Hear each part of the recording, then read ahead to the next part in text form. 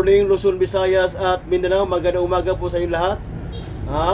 Magandang umaga po Luzon, Visayas at Mindanao. Mayong buntag Luzon, mayong buntag Visayas, mayong buntag Mindanao, mayong buntag Pilipinas. Kumusta po kayo? Ingat po kayo palagi at keep safe po kayo palagi. Mayong buntag uulitin ko, mayong buntag Luzon, mayong buntag Visayas, mayong buntag Mindanao, mayong buntag Pilipinas. Good morning, magandang umaga po. Ingat at keep safe po kayo palagi. Except sa mga didilis, except sa mga didilis. Yan. At maging sa iba't ibang dako ng mundo, all Filipinos all over the world, palagi po kayong mag-ingat at palagi po kayong keep safe at mabuhay kayong lahat. Except sa mga didilis, except sa mga didilis.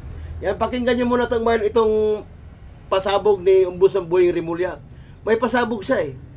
Pakinggan nyo itong bayan, ang pasabog ni Ombudsman Boying Rimulya tungkol dito kay Leonardo Ligarda, saka kay Ligarda.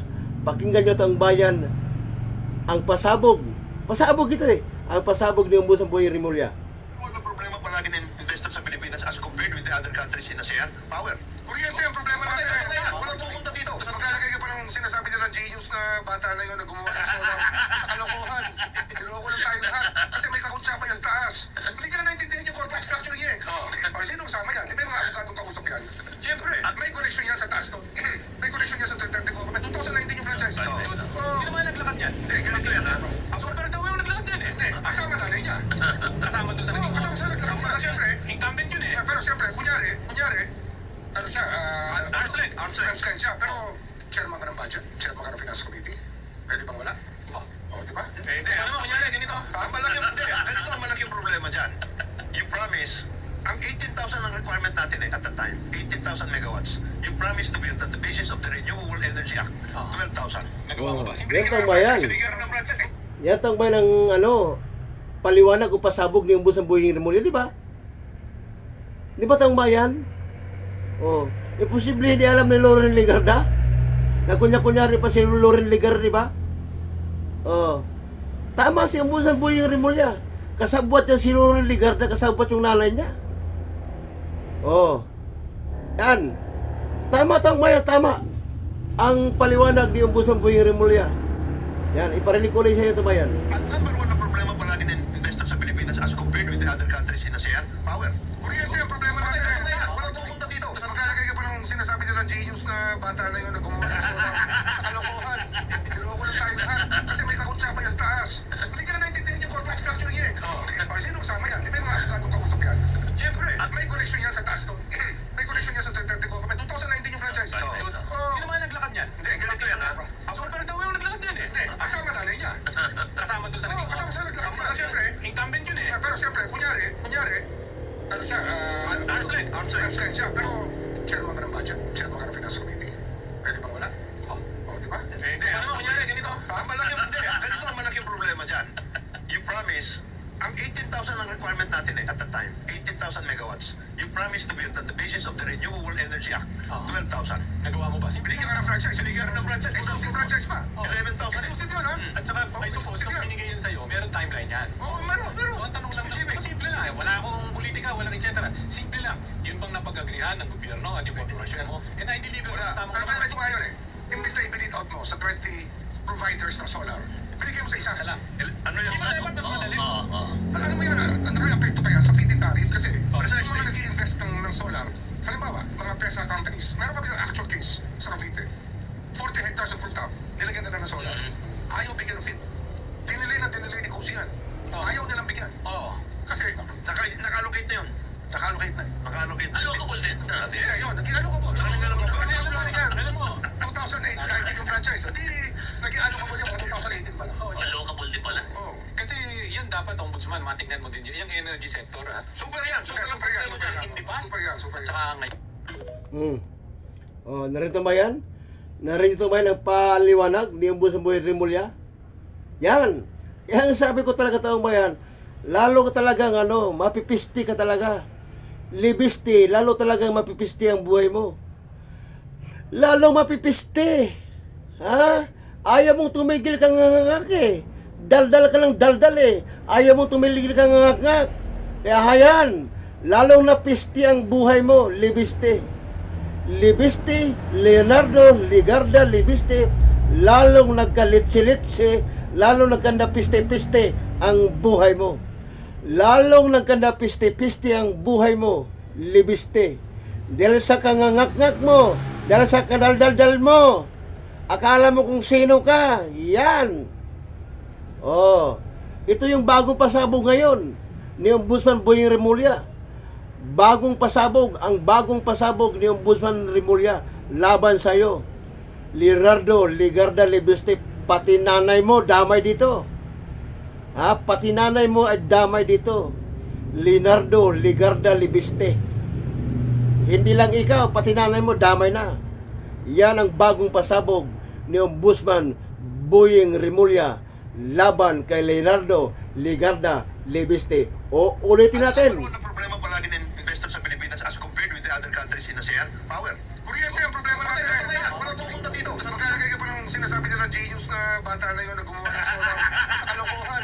Niloko lang tayo lahat. Kasi may kakutsapa yan sa taas. Hindi ka na naintindihan yung corporate structure niya eh. O, sino kasama yan? Di ba yung mga abogado kausap yan? Siyempre. At may connection yan sa taas no? May connection yan sa Duterte government. 2019 yung franchise. Sino mga naglakad niyan? Hindi, ganito yan ha. Super daw yung naglakad yan eh. Hindi, kasama nanay niya.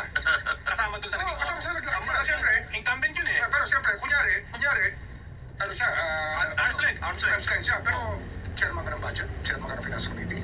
Pwede bang wala? Oo, di ba? Hindi, ano mo, kunyari, ganito. Ganito ang malaking problema dyan. You promise, ang 18,000 ang requirement natin eh, at the time, 18,000 megawatts. You promise to build at the basis of the Renewable Energy Act, 12,000. Nagawa mo ba? Simple Binigyan ka ng franchise. Binigyan ka ng franchise. Exclusive franchise pa. 11,000. Exclusive yun, ha? At saka, may suppose nung binigay yan sa'yo, meron timeline yan. Oo, pero, So, ang tanong lang, simple lang eh. Wala akong politika, walang et cetera. Simple lang. Yun bang napag-agrihan ng gobyerno at yung korporasyon mo? And I deliver wala. sa tamang Ano ba ito nga yun eh? Imbis na i-delete out mo sa 20 providers ng solar, binigyan mo sa isa. isa lang. Ano yung... Hindi ba dapat mas madali? Alam mo yan, nakaka-apekto pa yan sa feed-in tariff kasi yung mga nag-i-invest ng solar, halimbawa, mga PESA companies, meron kami ng actual case sa Cavite. 40 hectares of rooftop, nilagyan na ng solar. Ayaw bigyan ng feed. Dinilay ni Kusihan. Ayaw nilang bigyan. Oo. Kasi, Nakalocate na yun. nakalocate na. Nakalocate na. Allocable din natin. Yeah, yun, nag-i-allocable. Nag-i-allocable. Alam mo, 2008. Yan, narinig ang bayan? Nag-i-allocable yun. Narinig itong bayan, narinig nyo ang pasabog ni Ombudsman Boying Remulla laban kay Leonardo Libiste.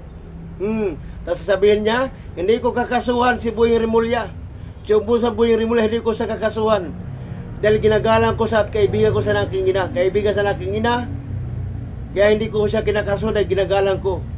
O ngayon, pagkatapos mo pagsabi, Leonardo Ligarda Libiste, na hindi mo kasuhan si Ombudsman Boying Remulla, dahil sabi mo, ginagalang mo si Boying Remulla, Ombudsman Boying Remulla, at kaibigan sa inyong ina. Ito na ngayon. Pagkatapos mo magsalita ng ganyan, na hindi mo kinakasuhan si Ombudsman Boying Remulla na ginagalang mo at kaibigan ng inyong ina. Ito na. Ang pangalawang pasabog ni Ombudsman Boying Remulla laban sa pamilya mo, pati sa'yo. Oh. Ngayon.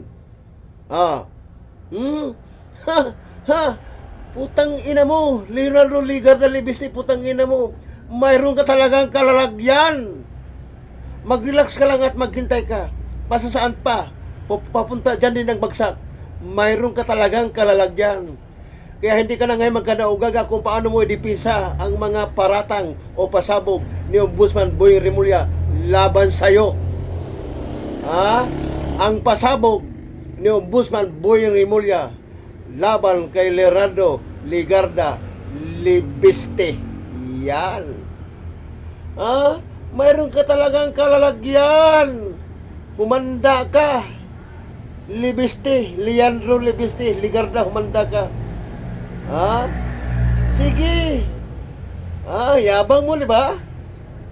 110 million, 110 million ang hiningi mo kay Jose Claire Castro, Hingi-hingi ka pa ng 110 million, Cabral Pile, Cabral Pile, Yan ang lagi mo sinasabi, Cabral Pile,